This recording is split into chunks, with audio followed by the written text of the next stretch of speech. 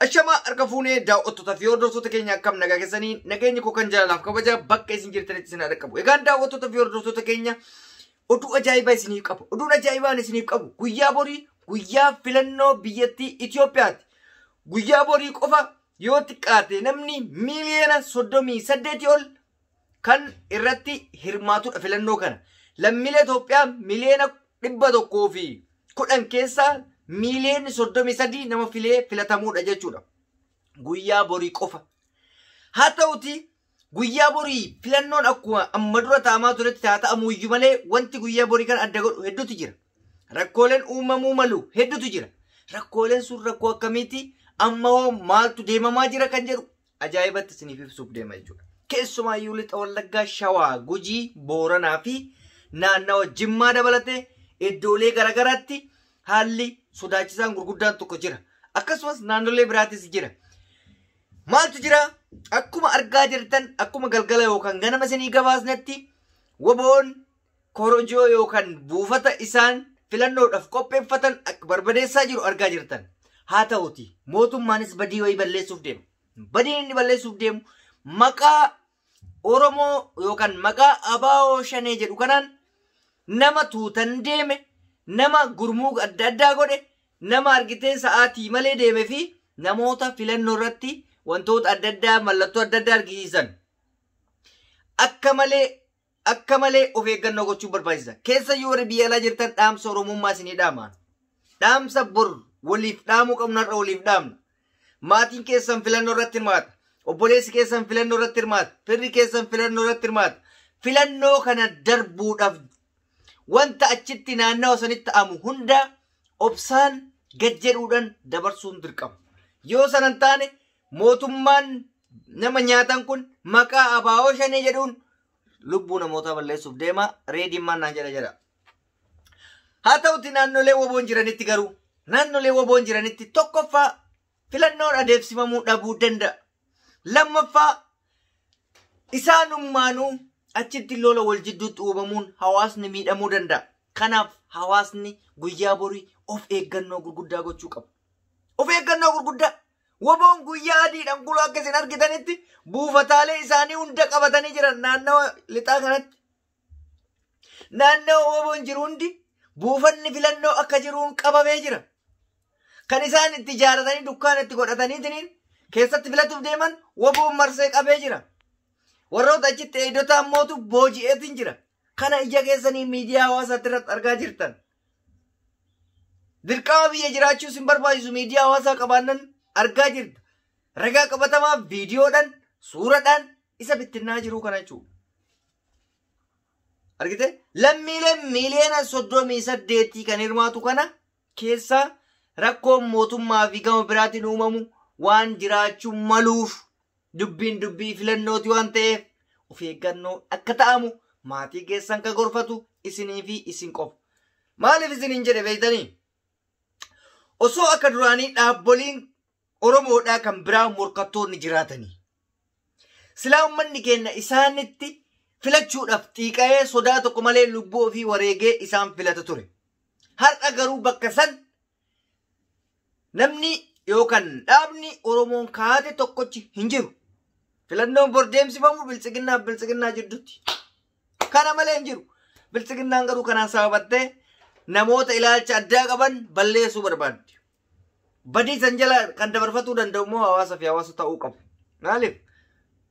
Kana abbaan fedhes beeka. Mootummaan aangoo kana akka humnaan qabatuun beekama waan ta'eef ammas humna san argisiifachuudhaaf rakkoolee adda addaa uumuu danda'a jechuudha. Naannolee hundatti jechuudha. Argitee wanti kun kan adeemsifamu gandaani aanaa miti. Gandaan. Milishaa gandaatu si miidha waan biraanis. Milishaa bitamtuun tun tawaata kan beeyin argitee tabarnoota takka malee kilaashii fuudhanii itti fannisan tanatu karaatiin beeynan si miidha. Maaliif? Isaan tachi dhaabataa olakaa. Kilaashii afaan hin beeyne itti kennanii kana ol fuudheetumaan yoo namatti garagalche rakkoodha. Inni afaan hin beeku, kilaashiin afaan hin beeku, gowwaan lama yoo ol argate maal ol godhare? Nama dabarsaa jechuudha. Gowwaa akkana kana fuuldura dhaabatina. Argitee? Gowwaa baadhatee dhaabatu fuuldura dhaabattanii lubbuu keessa hin alaakinna. Milishaan gowwaadha maalitti beeka? Waa takka hin beeku. Ka inni baadhatu sunuu kaba koliitti. Ka baadhatuu fi Kaisa baadha tullee kama kooliitti. Milishaan baanaa beek. Warra milishaan baana. Lubbuu irraa hajaan qabu homaan beeku kaa. Kun hin jiru. Timirtiin naawoloojiin hin jiru.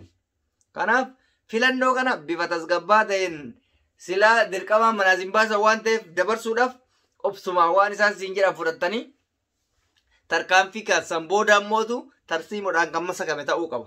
Ammatti tarkaanfii fi mormiin isin mootummaa hojigootan jiraachuun qabu. An abbaan fedhe osoo gabbee lakki mormaa hiriira dhaabbadhaa jedhee isin hin deeggaran. Maaliif lubbuu namaatiin taphachuun yakkas hin barbaachisus guyyaan borii guyyaa mootummaan abbaa irree isaa isinitti argisiifatu. Angilisitti isinitti ifatti. Osoo hin dho'isin ani cinaa akka namaa san qotuu hin beeku. Zaahiratti namatti hima maaliif lubbuun saba kiyyaa akka badu hin barbaadu. Guyyaan borii guyyaa mootummaan abbaa irree xuunchaa ofii isinitti argisiifatu waan ta'eef kararraa jalaa goruu waan keessan yaa ummata yaa saba. Lubbuu keessan hin qisaasisina. Lubbuun keessan nu fayyada yoo jiraate. Saba keenya waan taataniif jiraachuun keessan nu fayyada.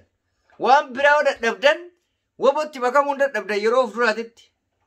Argitaan woboon hojiin inni boonsaa inni hojjete. Mee namni takka achitti dhaqee woboomaa waajjira buufata keenya gubdee namni jedhe hin jira. Hin jiru. Lakkisitu buufata keenya norka boojii warri jedhee mootummaan mormii isaan godhee jira hin jiru. Maaliif? Mootummaan mataa isaatu sodaata filannoo kana. Rakkoon natti uumaminna. Fonqolchi mootummaa natti uumaminna. Waan akkana jira bar mootummaan sodaata bar.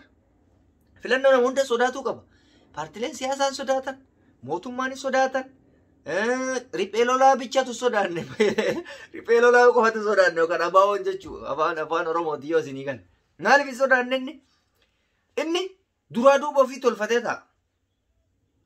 Rakkoo kanatti isaantu galee waan ta'eef isaan warra rakkoo waan hin taaneef akka sodaan keessatti hin uumamu.